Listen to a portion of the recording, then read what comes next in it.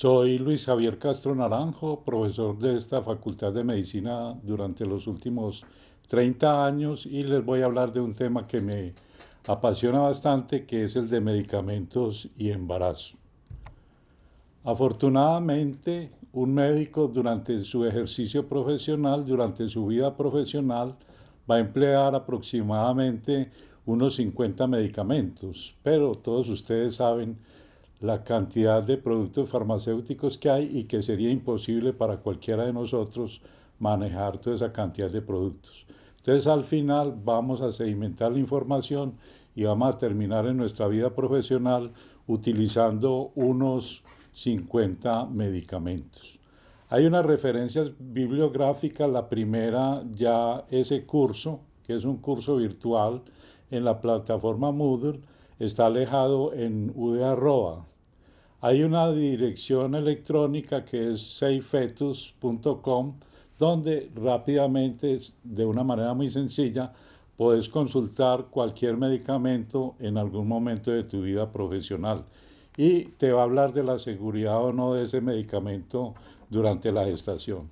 Y por supuesto, el libro que nos debe interesar a todos, la Biblia de la farmacología, es el de Goodman y Gilman, que ha sido seguido por esta facultad de medicina, por esta escuela de medicina tradicionalmente. Y hay un artículo, apareció en la revista colombiana de obstetricia y ginecología que toca estos tópicos. Es indudable que para efectos de la farmacología y los productos farmacéuticos durante la gestación, durante el embarazo, hay que tener en cuenta los cambios fisiológicos que ya ustedes conocen. Ocurre una inducción enzimática producida por la progesterona. Recuerden que la progesterona es la hormona del embarazo y determina muchos cambios en todo el organismo. Están los efectos de las náuseas y del vómito sobre la absorción del medicamento. La paciente, la persona, la embarazada está hiporéxica o anoréxica y esto puede tener algún efecto sobre la ingestión de los medicamentos. Hay un aumento de la grasa corporal total en 3 o 4 kilogramos. Hay un aumento del gasto cardíaco, del volumen plasmático. Hay disminución de las proteínas en sangre y recuerden que muchos o todos los medicamentos tienen algún grado de unión a las proteínas. Hay aumento de la filtración glomerular y un aumento del flujo plasmático renal. Hay muchos otros cambios, pero por efectos de la exposición y la duración de la conferencia no me voy a alargar en esos cambios. Pero sí les debo recordar estos conceptos fundamentales, fundantes, que son el de la farmacocinética y la farmacodinamia. La farmacocinética se define como la dinámica de la absorción, la distribución, el metabolismo y la eliminación de los fármacos. O sea, ¿qué le pasa al fármaco en su paso por el organismo? En cambio, la farmacodinámica se refiere a los mecanismos moleculares de acción de fármacos, es el estudio de los efectos bioquímicos y fisiológicos de los fármacos y su mecanismo de acción. Dicho de manera simple, se refiere a los efectos del fármaco en el organismo, cosa que ahora no es fácil porque está explicado a nivel enzimático y a nivel molecular. Les traje la clasificación de la FDA de una manera sencilla, cómo se clasifican los fármacos durante la gestación. Es de advertir que hay otras clasificaciones en Europa, en Australia, sobre los fármacos y la gestación. En la de la FDA aparece en la categoría A, donde los estudios controlados no muestran ningún riesgo. En esta clasificación, en esta letra A, se incluyen unos pocos medicamentos que son absolutamente seguros para el consumo durante la gestación. Ahí estarían, por ejemplo, la mayoría de las vitaminas.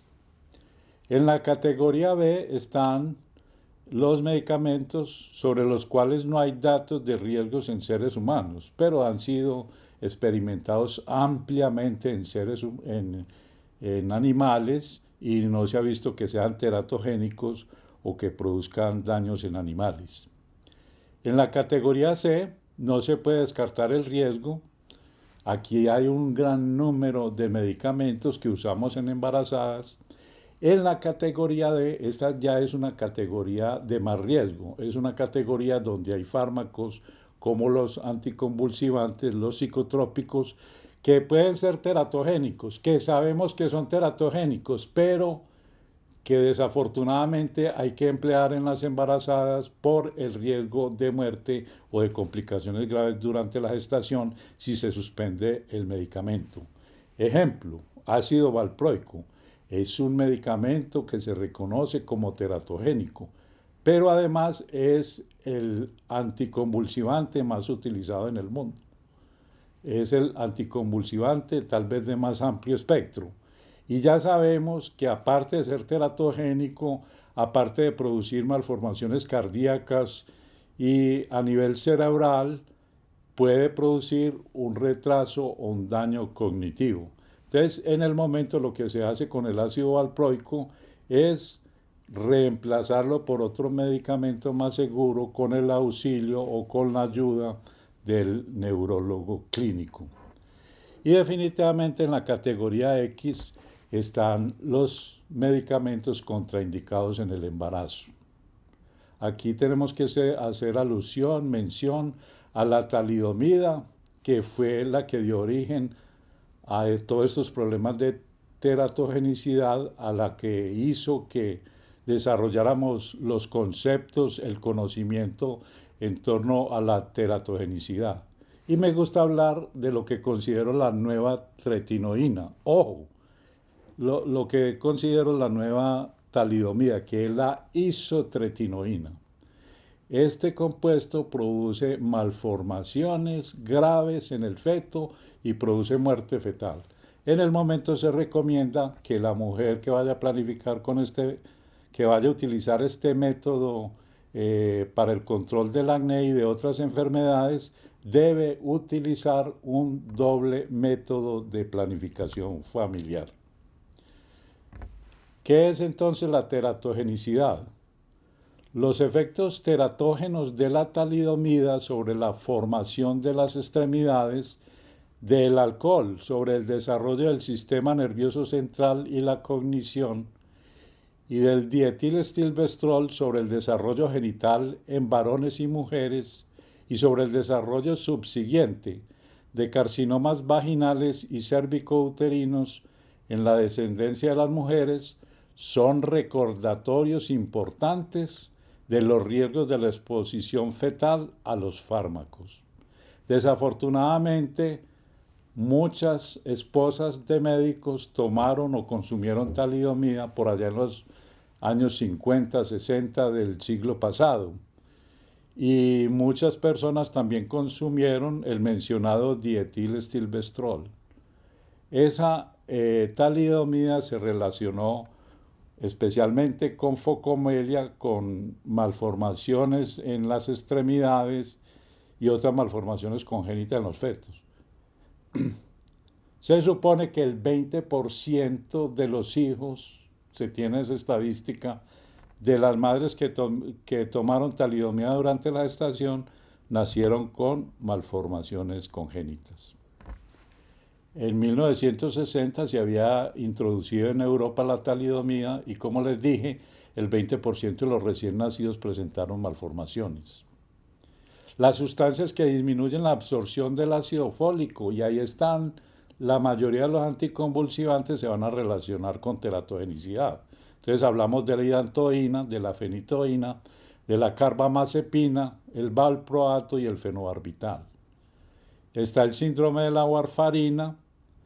Con la lovastatina se ha reportado la secuencia Bacterol y hay defectos del tubo neural e hipospadias asociadas al uso de citrato de clomifeno, que es un medicamento utilizado para la inducción de la ovulación. No podemos hablar de todos los medicamentos porque sería algo demasiado extenso y el tiempo es limitado. Entonces he escogido algunos grupos de medicamentos porque se han relacionado con daños a nivel materno, a nivel fetal, con teratogenicidad, o porque son grupos de medicamentos que utilizamos a diario. Y recuerden que la automedicación es muy importante. Entonces se tienen estudios de todo tipo en Europa, en Estados Unidos, sobre consumo de medicamentos por automedicación durante la gestación y es bastante importante esa cifra. Los antiinflamatorios no esteroideos, los principales efectos terapéuticos de los AINES se derivan de su capacidad para inhibir la producción de prostaglandinas. Se unen en forma extensa a las proteínas en un 95 a 99%. Tenemos los AINES tradicionales y tenemos los AINES selectivos de la COX-2. Estos últimos han caído en desgracia y yo en lo particular poco o nada los utilizo. Entonces están los COPCIP, el Celecoxib, Rofecoxib, Valdecoxib, Parecoxib, etc. Son medicamentos que no se recomienda utilizar durante la gestación. Durante el tercer trimestre del embarazo, todos los AINES pasan a categoría D y esto se debe a que cierran el ductus arteriovenoso y producen o pueden producir hipertensión pulmonar en el recién nacido. Entonces, los AINES convencionales, los que todos ustedes conocen, el diclofenaco, el ibuprofeno, el naproxeno, están contraindicados en el tercer trimestre de la gestación por el cierre del ductus y la posibilidad de una hipertensión pulmonar en el recién nacido. ¿Qué efectos secundarios tienen? El 15 a 30% de las úlceras gástricas y gastrointestinales son por AINES. Todos tienen el potencial de aumentar el riesgo de infarto del miocardio y apoplejía. Producen aumento de la presión arterial y efectos secundarios renales y renovasculares. Producen o pueden producir hipersensibilidad y el síndrome de Reye. Los AINES tienen muchas interacciones medicamentosas. Por ejemplo, cuando se asocian a los IECAS, a los inhibidores de la enzima convertidora de angiotensina, pueden producir bradicardia y síncope. Se aumenta el sangrado cuando se asocian con esteroides o con inhibidores selectivos de la recaptación de serotonina o con anticoagulantes como la warfarina. Un capítulo especial merecen el ácido acetil salicílico y otros salicilatos. Ellos producen inhibición irreversible de la ciclooxigenasa por el ácido acetil salicílico. Se absorbe sobre todo en la porción alta del intestino delgado. ¿Qué efectos secundarios tienen, así como bien importantes para recordar? Hay un aumento del consumo de oxígeno y de la producción de CO2. Producen acidosis renal compensada, excreción de bicarbonato, sodio y potasio. La nefropatía por analgésicos. Esto lleva a una necrosis papilar y nefritis intersticial. Quiero detenerme y señalar que este efecto sobre la función renal no se produce únicamente en la materna, en la madre, en la mujer, sino que los AINES potencialmente también pueden dañar el riñón fetal. Recuerden que el líquido amniótico en última instancia, en los 2 últimos trimestres por lo menos, es básicamente orina fetal, depende de la micción del bebé. Entonces, si el bebé no orina porque se le dañó el riñón, por el uso de AINES, de antiinflamatorios no esteroideos, se va a presentar un oligoamnios o un anhidramnios que va a llevar a una serie de complicaciones en el recién nacido que se conocen como secuencia Potter. Secuencia Potter. Como no hay líquido amniótico en ese ambiente intrauterino, ese bebé no se va a poder mover y desarrolla una artrogriposis.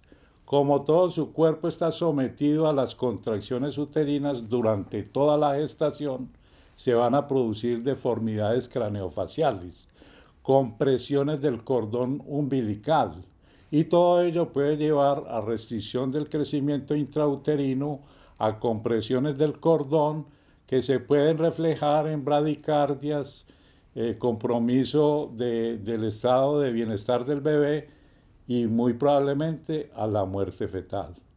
Pero si el bebé logra nacer vivo, se puede morir muy rápidamente porque no desarrolla sus pulmones. Hace una hipoplasia pulmonar, no tiene con qué respirar y rápidamente fallece. También merece una mención especial el paracetamol, el acetaminofén, que históricamente hemos considerado como uno de los analgésicos y antipiréticos más seguros para utilizar durante la gestación. Es un metabolito activo de la fenacetina, es muy bien tolerado. Sin embargo, a pesar de lo que acabo de decir, hay informes anecdóticos de neutropenia, trombocitopenia, pancitopenia, anemia hemolítica y metahemoglobinemia. Ustedes, señores médicos, se van a enfrentar ante una materna que les lleva los resultados de unos exámenes de laboratorio y con alguna frecuencia pueden observar que en el hemoleucograma hay la presencia de trombocitopenia. Tenemos unas plaquetas bajas y lógicamente habría que hacer un ejercicio para encontrar una explicación a esa trombocitopenia. Entre las causas más frecuentes de trombocitopenia durante la gestación está la ingestión de medicamentos. Hay por lo menos identificados 250 medicamentos que se relacionan con trombocitopenia. Y uno de ellos puede ser el acetaminofén que tan frecuentemente utilizamos en nuestras embarazadas. También puede producir nefropatía, hepatopatía, como características sobresalientes de la sobredosis. Y a propósito, como nosotros mandamos tanto acetaminofén a las embarazadas, o mandamos tanto sulfato ferroso, o en ocasiones mandamos antidepresivos, bien sea los inhibidores selectivos de serotonina o los antidepresivos tricíclicos, es precisamente con estas sustancias que se presentan los intentos suicidas en las gestantes. Las pirazolonas. La dipirona, que también se conoce como metamizol, es un medicamento que cuando yo estaba estudiando medicina, y eso ya hace mucho tiempo, era prohibido en los Estados Unidos y Europa. Y sin embargo, se seguía mandando este tipo de medicamentos para países latinoamericanos y africanos y de otras latitudes. Yo le tengo mucho respeto a la dipirona. Sé que los médicos lo usan en exceso. Sé que siempre se usa en los servicios de urgencias.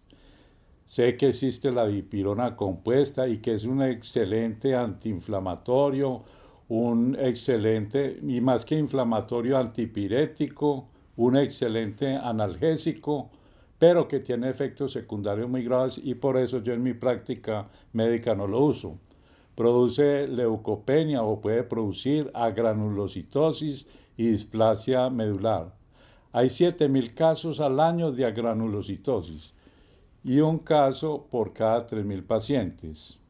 Y hay un caso de anafilaxia por cada 5.000 pacientes.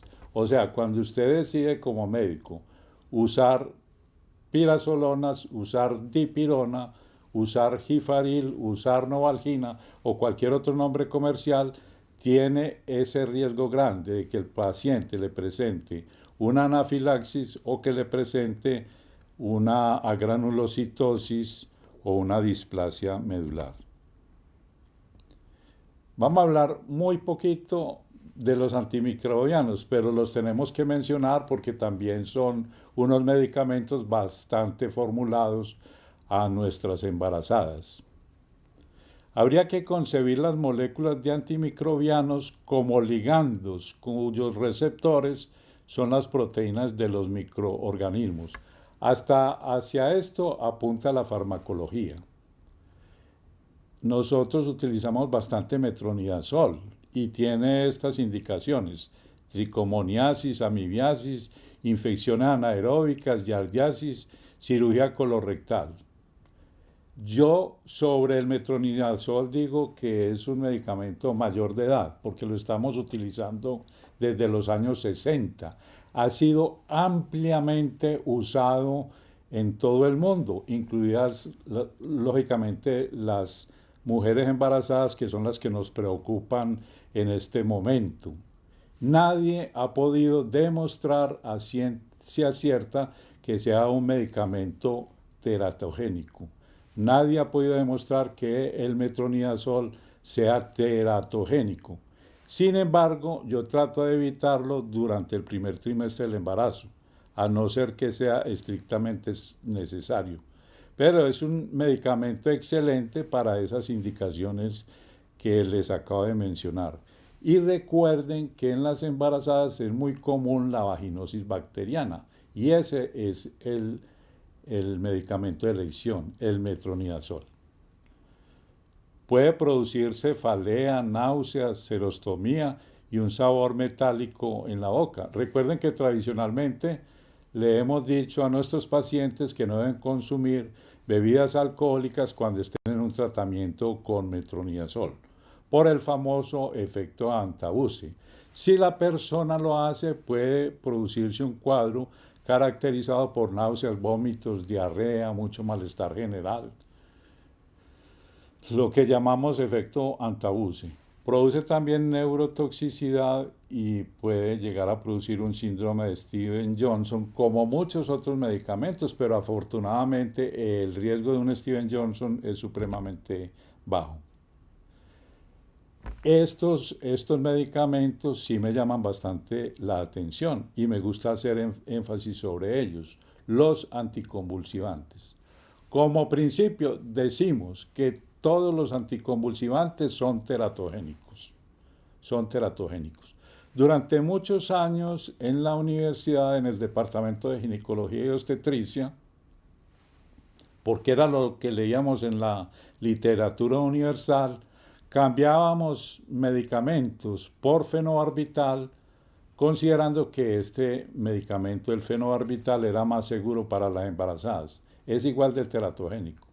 Tal vez un poco menos teratogénico que el ácido valproico, pero igual el fenobarbital es teratogénico. Entonces, esta costumbre no la volvimos a utilizar, no cambiamos medicamentos antiepilépticos por fenobarbital, porque no es necesario y porque, ya lo dijimos, también es teratogénico. Hay 2,5 millones de pacientes epilépticos en Estados Unidos. Se reconocen 40 formas diferentes de epilepsia. Este otro dato es muy importante.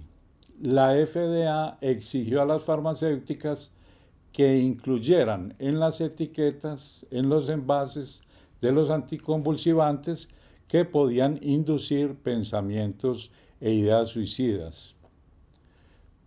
Y remato con esa frase, pues, de que todas las drogas anticonvulsivantes son potencialmente teratogénicas. Veamos algunos de ellos. La fenitoína tiene una unión a proteínas en el 90%. Y miren esta cantidad de efectos secundarios que son extraídos de la farmacología de Goodman y Gilman. No me estoy inventando nada. Puede producir nistagmus, ataxia, hirsutismo, hiperplasia gingival, anemia megaloblástica, cambios de comportamiento, aumento en la frecuencia de convulsiones, síntomas gastrointestinales, osteomalacia, síndrome de Stevens-Johnson, necrolisis epidérmica tóxica. Y seguimos con la fenitoína. Esto también es textual de Goodman y Gilman. Los niños expuestos in útero a fenitoína pueden tener neuroblastoma, tumor de Wills, linfoma, ganglioneuroblastoma, ependimoblastoma, mesenquimoma y tumores neuroectodérmicos. De todas maneras, les confieso que en estos 30 años que llevo como docente de la Universidad de Antioquia, no he conocido casos de este tipo de tumores asociados al uso de fenitoína durante la gestación. Y muchas de nuestras pacientes actualmente siguen recibiendo fenitoína. Ojo, este mensaje es muy importante. Los medicamentos anticonvulsivantes, a pesar de ser clasificados como categoría D, deben seguir siendo administrados a las embarazadas. ¿Por qué? Porque se puede presentar un estatus epiléptico cuya primera causa es la suspensión de la medicación y el estatus epiléptico tiene una mortalidad materna y perinatal prohibitivas.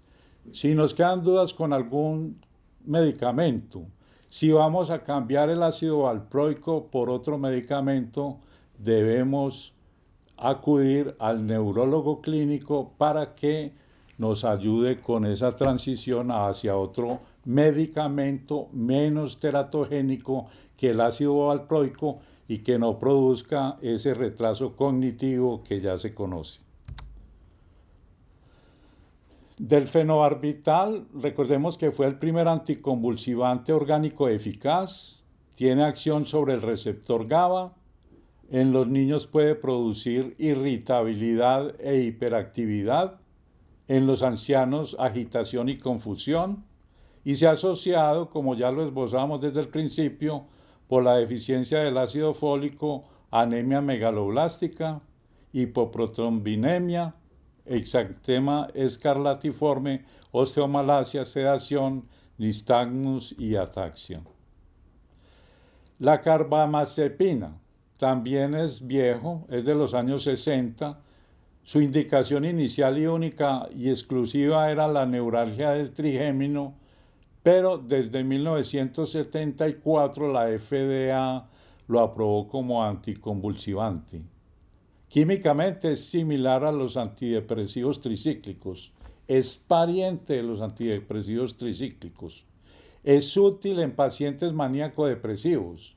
Entonces es muy común que una paciente psiquiátrica, una paciente con enfermedad mental, esté consumiendo carbamazepina o ácido valproico, en estos casos como estabilizadores del ánimo.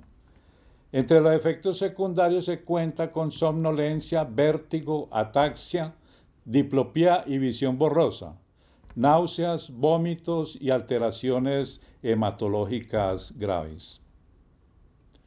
El ácido valproico, el más utilizado de los anticonvulsivantes y también el más teratogénico, y actualmente se está insistiendo mucho en que produce retraso cognitivo, entonces la invitación es a que lo cambiemos durante la gestación, no suspenderlo, cambiarlo a otro medicamento.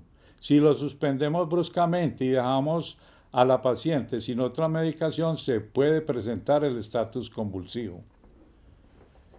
Puede producir anorexia, náusea, vómito, sedación, ataxia, temblor, erupciones, alopecia, estímulo del apetito, hepatitis fulminante, pancreatitis aguda y defectos del tubo neural.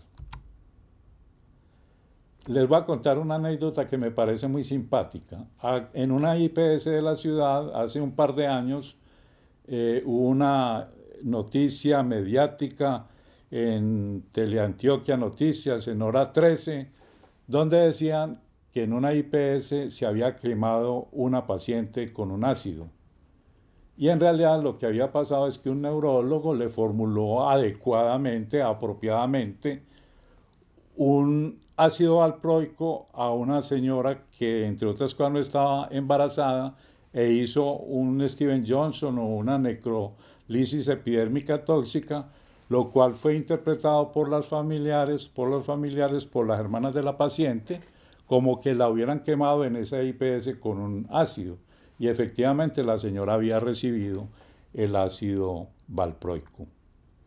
La etosuximida es poco utilizada, pero es útil en crisis de ausencia y como efectos secundarios puede producir náuseas, vómito, anorexia, somnolencia, letargo, euforia, mareo, cefalea, hipo, síntomas de Parkinson y fotofobia. Las benzodiazepinas son más sedantes y ansiolíticos, aprobados como anticonvulsivantes el diazepam y el lorazepam. El clonazepam produce somnolencia y letargo, incoordinación muscular y ataxia, hipotonía, disartria y mareos. El clonazepam es útil en las crisis de ausencia, al igual que en las convulsiones mioclónicas. Sobre las benzodiazepinas, no las recomendamos en las convulsiones eclámpticas. Específicamente estoy hablando del diazepam, que se utiliza en nuestro medio para el tratamiento de convulsiones. No lo recomendamos en convulsiones eclámpticas. En este tipo de ataques, el tratamiento de elección sigue siendo y seguirá siendo el sulfato de magnesio que hemos empleado en obstetricia por más de 100 años. La lamotrigina es derivado de la fenitriacina, tiene un amplio espectro de acción, es útil como monoterapia, se utiliza en el síndrome de Lennox-Gastaut, puede producir mareos, ataxia, visión borrosa, náuseas, vómito y eritema. Ahora entremos al campo de los psicotrópicos. La depresión, la enfermedad mental puede presentarse en mujeres embarazadas. 1 de cada 5 mujeres tiene síntomas de depresión durante el embarazo. La mayoría de los clínicos están de acuerdo en que para los individuos con depresión grave el riesgo de no recibir el tratamiento sobrepasa el riesgo de ser tratado. Ya lo dijimos para los anticonvulsivantes, no se deben suspender durante el embarazo. Lo mismo estamos diciendo para los antidepresivos y algunos antipsicóticos. No se deben suspender en la paciente embarazada en general. Los inhibidores de la monoaminooxidasa no se utilizan. No sé si los psiquiatras todavía le ven utilidad a los inhibidores de la MAO. Yo confieso que en lo personal nunca en mi vida profesional he utilizado un inhibidor de la MAO porque son medicamentos que tienen muchos efectos secundarios, que tienen muchas interacciones medicamentosas e inclusive interactúan con los mismos alimentos. La nortriptilina puede considerarse el antidepresivo tricíclico de elección durante el embarazo. Recuerden que de todas maneras los antidepresivos de elección en el embarazo ya no son los tricíclicos, ya son los inhibidores selectivos de la recaptación de serotonina. ¿Por qué? Porque los tricíclicos producen muchos efectos secundarios, especialmente desde el punto de vista cardiovascular. Entre los inhibidores selectivos de la recaptación de serotonina, tenemos que decir que además de su uso como antidepresivo, los inhibidores selectivos de la recaptación de serotonina también son ansiolíticos, que tienen interacciones medicamentosas con los inhibidores de la MAO y las anfetaminas. No causan efectos secundarios cardiovasculares graves, como si lo dijimos ya para los antidepresivos tricíclicos. Y que la paroxetina se relaciona con riesgo de malformaciones cardíacas congénitas. O sea, la invitación es que no utilicemos paroxetina en mujeres embarazadas. Ahora, los medicamentos cardiovasculares. Este capítulo es muy importante. A pesar de que nosotros estamos tratando mujeres jóvenes, a pesar que nosotros estamos viendo mujeres en edad reproductiva, encontramos que muchas de ellas o algunas de ellas pueden ser hipertensas.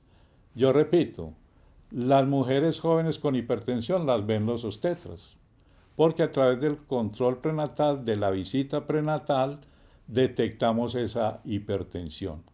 Y vuelven a ser muy importantes los cambios fisiológicos del embarazo. En la gestación, durante la primera mitad, disminuyen normalmente por cambios fisiológicos las cifras tensionales y específicamente o primordialmente porque hay una disminución de la resistencia vascular periférica. Una mujer en embarazo tiende a suspender la medicación espontáneamente, precisamente como previendo algún daño teratogénico en su feto, en su niño. Entonces suspenden espontáneamente la medicación. Y tenemos el caso de hipertensas crónicas que llegan a la consulta prenatal con cifras tensionales normales y sin tomar el medicamento. ¿Por qué? Por los cambios fisiológicos del embarazo. Pero después de pasada esa primera mitad del embarazo, vuelven y recuperan las cifras tensionales previas a la gestación. Entonces las vamos a tener hipertensas. Y si no le creemos a la señora que ella era una hipertensa crónica, vamos a interpretar eso como una preeclampsia, cuando son enfermedades distintas que pueden producir compromisos diferentes en la madre y en el recién nacido. Entonces es importante que tengan en cuenta esos cambios fisiológicos. La única droga que está ampliamente habilitada para utilizar durante la gestación en hipertensas crónicas es la alfa-metildopa. Y yo me atrevería a decir que en este momento tal vez los únicos médicos, tal vez los únicos especialistas que utilizamos alfa-metildopa somos los obstetras, porque hay que reconocer que es un medicamento que tiene muchos efectos secundarios y fuera de eso no tiene el mejor efecto antihipertensivo. Entonces los internistas han abandonado la alfa-metildopa. En el vademecum, digamos en el PLM, que es de los que más utilizamos en nuestro medio, ya no figura la alfa-metildopa, cuando otrora figuraba, inclusive con un nombre comercial, Aldomed, y había en ese vademecum unas 4 páginas de efectos secundarios. Entonces, en el momento, me atrevería a afirmar eso, solo se utiliza en mujeres embarazadas por la seguridad que le brinda al feto, porque no es definitivamente una droga teratogénica. Sin embargo, ahí les anuncio algunos de los efectos adversos. Puede producir depresión, vértigo, hipotensión ortostática, hipotensión neonatal, sequedad de la boca, anemia hemolítica, hepatotoxicidad. Unos efectos secundarios muy molestos, por ejemplo, produce impotencia. ¿A cuántos hombres se les afectaría su vida sexual por el uso prolongado durante muchos años con la alfa-metildopa? Y puede agravar los síntomas en pacientes con Parkinson. ¿A cuántos pacientes con Parkinson se le agravan sus síntomas por el uso indiscriminado de alfa-metildopa en ellos? Por no conocer que entre los efectos secundarios de la alfa-metildopa está exacerbar esa sintomatología del paciente con Parkinson. Entonces lo podemos utilizar en mujeres embarazadas. No les va tan mal a las mujeres embarazadas. En general no se debe pasar de 3 gramos por día. En el polo conseguimos en tabletas de 250 miligramos. Y para dar 3 gramos siempre son bastanticas tabletas las que tiene que consumir la paciente. Nos toca cambiar medicamentos porque definitivamente los IECAS están absolutamente contraindicados en la gestación porque producen 2 efectos. Primero, daño renal, con la consecuente secuencia Potter que ya mencionamos. Va a dañar el riñón fetal, el bebé, el feto no orina, no se produce el líquido amniótico, hay un anhidramnios y eso lleva a la secuencia Potter que termina muy mal con una hipoplasia pulmonar y una muerte fetal. Entonces el captopril, el enalapril están contraindicados en el embarazo, hay que suspenderlos en las pacientes hipertensas crónicas que están consumiendo estos medicamentos. El nifedipino es un buen medicamento, para utilizar en obstetricia. Tiene dos usos muy grandes. El primero es como tocolítico, como uteroinhibidor. Es la droga de elección. Es la droga de elección como uteroinhibidor. Está por encima de la terbutilina, que ha caído en desuso, porque los efectos secundarios son mucho más importantes, mucho más frecuentes cuando se administra terbutalina que cuando se da nifedipino a una paciente. Y el otro uso muy importante en obstetricia es como antihipertensivo, para utilizar en crisis hipertensivas y para utilizar en el mantenimiento de pacientes con trastornos hipertensivos asociados al embarazo. Entre los efectos secundarios más frecuentes y que más nos interesan en las pacientes embarazadas son que produce cefalea por ser un vasodilatador y con el uso puede producir un edema pretibial, un edema en miembros inferiores. Estas dos cosas nos pueden hacer confundir con las pacientes embarazadas, porque uno piensa que de pronto el cuadro clínico se está deteriorando, que la paciente se está agravando y de pronto pensaría que esa cefalea corresponde a un signo premonitorio. ¿Premonitorio de qué? De convulsiones. Entonces hay que recordar ese efecto secundario cefalea. Yo digo que si una señora que toma nifedipino no tiene cefalea, no le están administrando el nifedipino. Es un efecto secundario supremamente común, muy frecuente.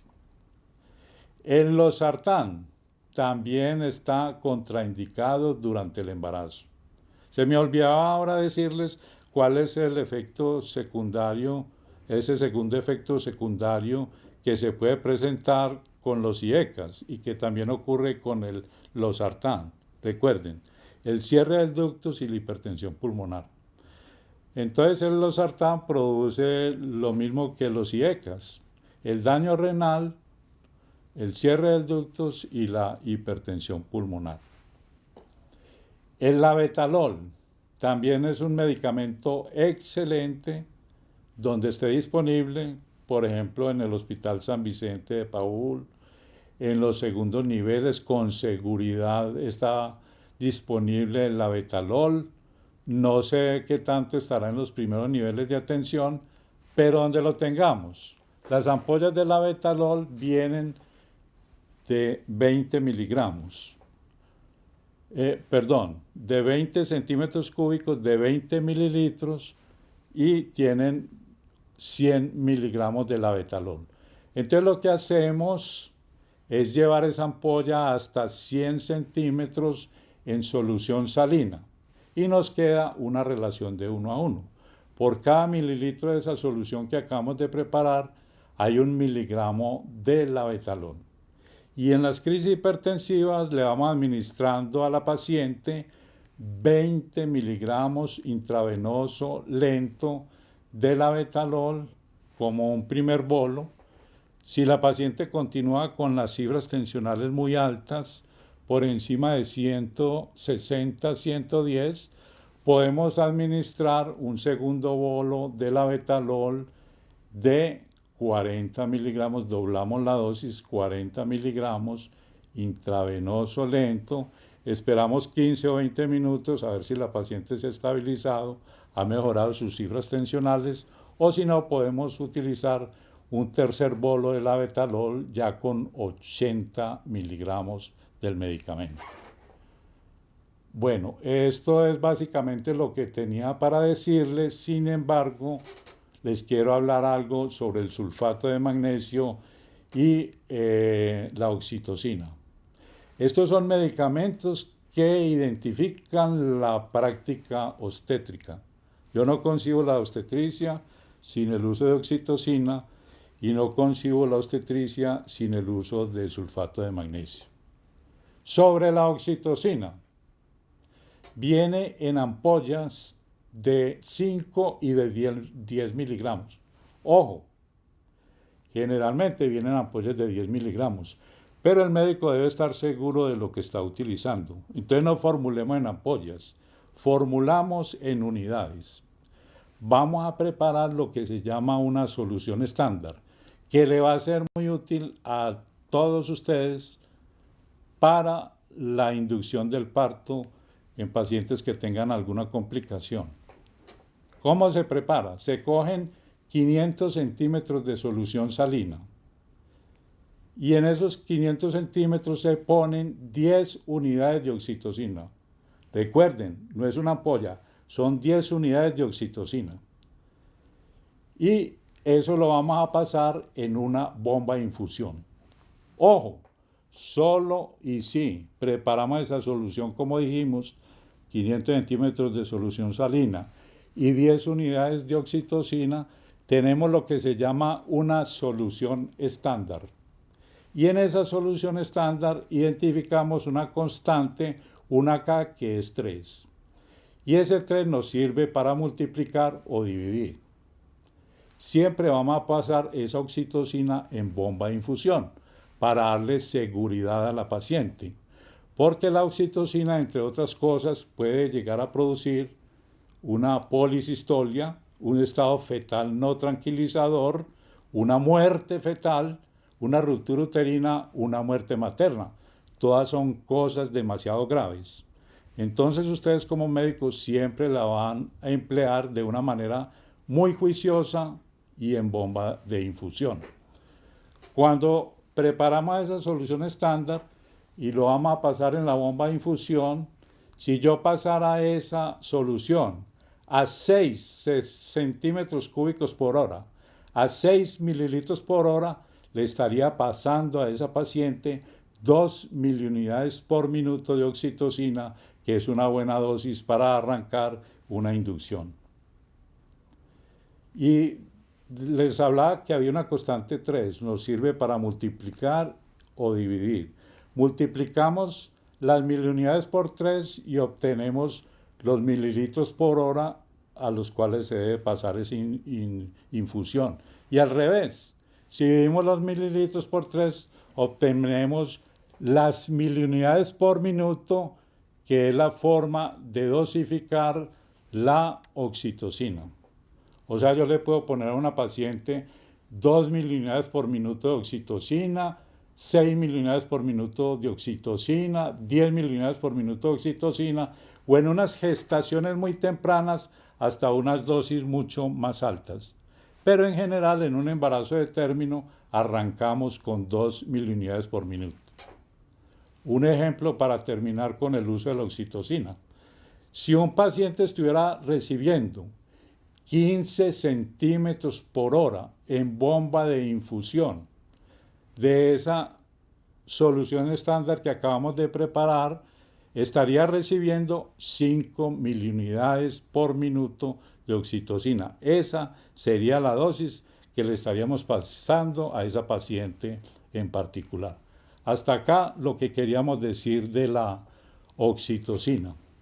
El sulfato de magnesio, otra droga espectacular, una droga que salva muchas vidas en obstetricia, una droga que tiene varias indicaciones, por ejemplo, la neuroprotección del recién nacido, pero especialmente el tratamiento de las convulsiones eclámpticas y la prevención de las convulsiones eclámpticas. El sulfato de magnesio, jóvenes, viene en varias presentaciones. Viene al 10%, al 20%, al 50%. Y yo tengo que estar muy seguro de la presentación que tengo disponible, que generalmente es la del 20%.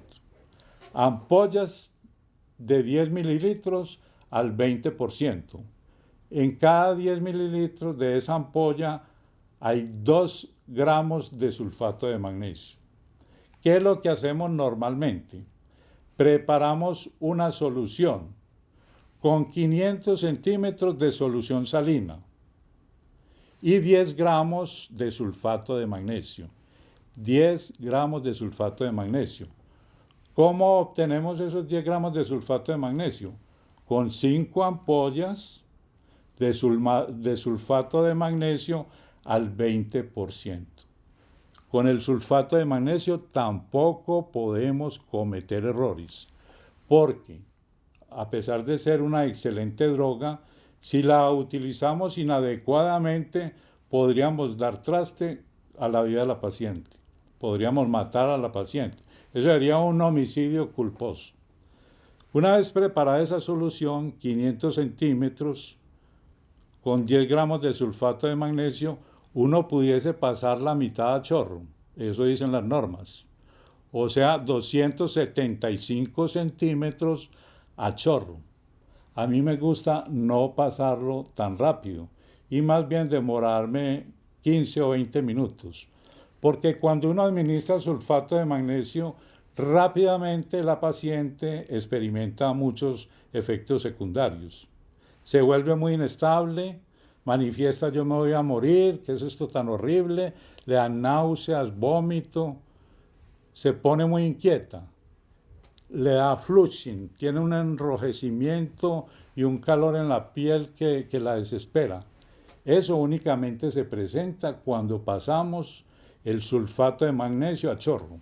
Una estrategia sería decirle a la paciente, vea, esta droga inicialmente se la va a pasar muy rápido y va a experimentar estas sensaciones, va a tener estos síntomas y la persona, sabiendo qué es lo que le va a pasar, tal vez tolere mejor esos efectos secundarios. O si no, es demorando un poco, 15 o 20 minutos, el paso de esa mezcla o de ese bolo inicial del sulfato de magnesio. Y luego continuamos a 1 o 2 gramos por hora en bomba de infusión. ¿Cómo hacemos para pasar 1 gramo por hora? Pasamos 55 centímetros por hora de esa solución que preparamos en bomba de infusión y ahí le estaríamos pasando 1 gramo por hora. Pudiesen ser 2 gramos por hora, entonces ya no serían 55, sino 110 centímetros por hora de ese sulfato de magnesio. ¿Listo? Entonces, lo pasamos inicialmente a chorro o en 15 o 20 minutos, le estamos administrando 5 gramos de sulfato de magnesio en ese momento a la paciente. Y luego hacemos un sostenimiento con 1 o 2 gramos por hora, que corresponden a 55 cc por hora o 110 cc por hora, si se trata de 1 o 2 gramos en 1 hora. Los efectos secundarios del sulfato de magnesio son fundamentalmente los que ya dijimos con esa mezcla inicial, con ese bolo inicial, pero adicionalmente es un depresor del sistema nervioso central, entonces pudiese producir somnolencia. Y tenemos que estar muy pendientes de la eliminación urinaria porque el medicamento se elimina a través del riñón. Entonces, si la paciente está en anuria, habría que modificar la dosis del sulfato de magnesio. O dependiendo del valor de creatinina, podemos utilizar una dosis menor de sulfato de magnesio. Bueno, yo creo que hasta aquí. Muchas gracias. Espero que les sirva bastante esta conferencia sobre medicamentos y embarazo para su desempeño profesional.